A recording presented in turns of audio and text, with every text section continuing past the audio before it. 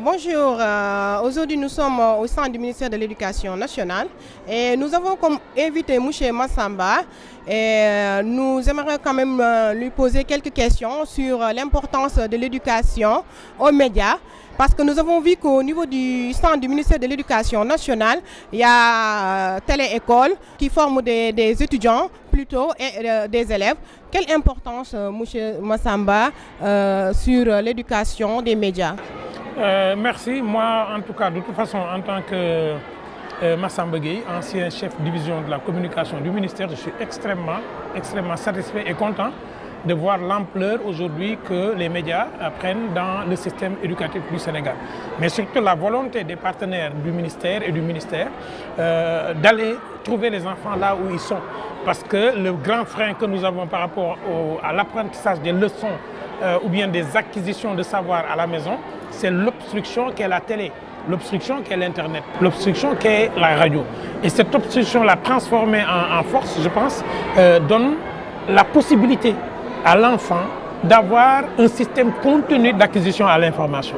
Avant, l'enfant n'accédait à l'information que dans l'espace classe.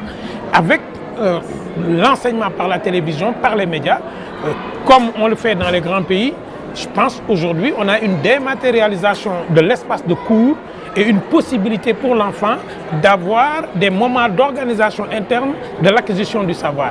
Je pense que son rapport maintenant n'est plus un rapport de dominé à dominer.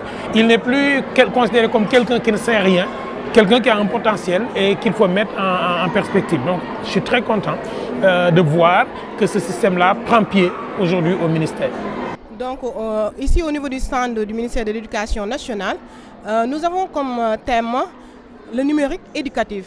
Quel impact aujourd'hui sur l'éducation?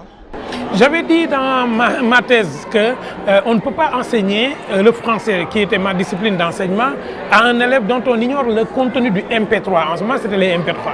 Et après, dans un chapitre lié à la pédagogie du patrimoine, j'expliquais que pour enseigner le patrimoine, il faut qu'on se repose sur ce que j'appelais les outils espace. Donc aujourd'hui, le numérique est l'outil le plus adéquat pour les nouveaux enseignements.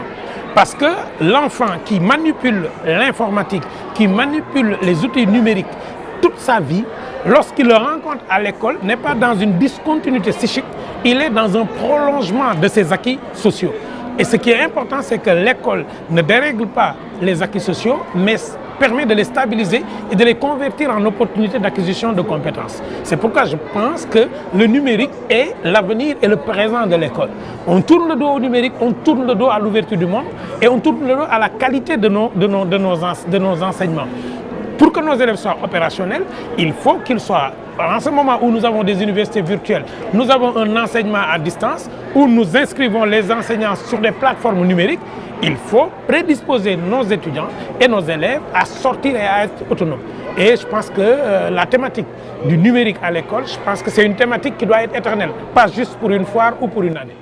Donc au niveau du stand, est-ce que vous avez vu quelque part des projets sur le numérique comme les ressources numériques, CIMEN? Est-ce que vous maîtrisez ces... Je découvre par exemple qu'il y a le CIMEN que j'avais déjà entendu parler en tant qu'enseignant, comment s'inscrire sur cette plateforme qui me lie à ma communauté, qui permet aussi de manager les ressources humaines, qui permet aussi de démocratiser l'accès aux responsabilités et l'accès aussi à la gestion des établissements. Une rationalisation du système de gestion des ressources humaines, c'est un gain de temps sur l'organisation de l'école, donc un gain sur l'organisation des cours et aussi un aménagement meilleur de ce que j'appelle des lieux d'acquisition pour les espaces péripédagogiques. Si on ne maîtrise pas le flux d'enseignants, si on ne maîtrise pas la gestion des activités, si on ne les paramètre pas, on ne les connecte pas, on aura une école au Sénégal, mais on n'aura jamais une école sénégalaise. Je pense qu'aujourd'hui, le centre d'orientation que je vois, là à ma gauche, est un centre fondamental. Mais on ne le découvre que lorsqu'on a déjà passé le moment de prendre contact avec lui. C'est un centre qui doit être déjà à l'école primaire, à la disposition des parents pour qu'on puisse repérer très tôt les possibilités que l'enfant a dans tel ou tel domaine pour le réorienter. Mais surtout aussi qu'on anticipe sur ses faiblesses au lieu d'attendre qu'il soit en terminale pour venir lui dire dans quelle université tu veux y aller. Je pense que c'est cette synergie-là qui explique la philosophie de cet espace-là. Et ce stand est pour moi plus qu'un stand, il définit ma vision du ministère de l'Éducation nationale. Le ministère de l'Éducation nationale ne peut pas être un ministère compartimenté avec des secteurs qui sont en compétition.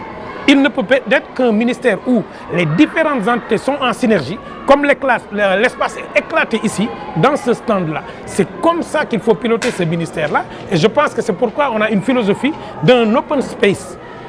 On ne peut plus enfermer l'enseignement autour de 4 murs. Parce qu'on n'est plus dans la transmission verticale du savoir, on est dans l'échange. On ne peut pas demander à l'élève de participer à la construction du savoir si on part du présupposé qu'il ne sait rien.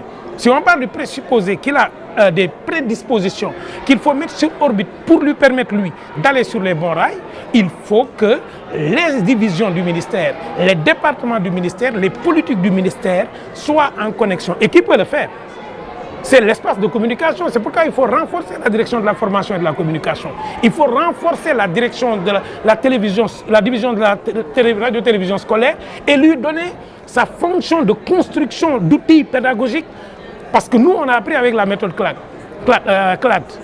On avait le même cours sur l'ensemble du territoire au même moment dans toutes les écoles du Sénégal. Ce qui fait que nous avions le même niveau. C'est une démocratisation. Le président du Sénégal parle du Sénégal pour tous et du Sénégal partout. C'est par les médias et par le numérique qu'on va faire que l'enfant qui est à Dakar ait le même contenu d'enseignement que celui qui est à Koki, à Dara ou bien à Fongolimbi.